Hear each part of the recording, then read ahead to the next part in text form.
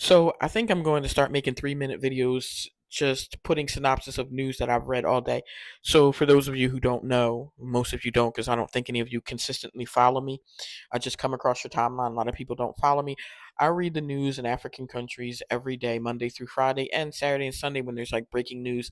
I post it on two different pages on Facebook and I try to put it on my websites, but I don't often keep up with them very much. So I usually cover between 20 and 26 African countries a day, but sometimes when I don't sleep, I've done as many as 40 African countries in one day, reading their news, collecting their newspapers, and just putting certain relevant or pertinent stories together. And you can click the links and read the rest of the story. So some of you see that I post newspapers on the page and I use a CapCut and put them up there, but I also read the news articles. In like Burkina Faso, you read it in translation, you go to the website and you have it in English. But I digress. I'm going to start doing that. This one thing popped out at me when I was reading Rwanda's news. Paul Kagame has met with 6,000 of his troops.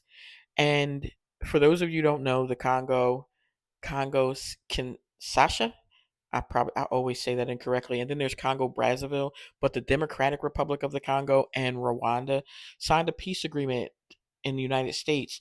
The United States took a large chunk of minerals from that meeting. The Congo signed away minerals, and guess what? Fighting in eastern Congo has started again. And by the way, Paul Kagame of Rwanda, he's the president of Rwanda, he has cleared himself of any wrongdoing. he is he has said he is not financing terrorism in the Congo. By the way, M23, one of the biggest terrorist group in the Congo that is trying to take over the country, Paul Kagame's New Times Rwanda, this is his state run, government run newspaper. And he lets M23 and other terrorist groups speak on his platform. They're often on the cover of the newspaper. There's videos and interviews because that's what he does. He's like France. You know, France 24, June Afrique.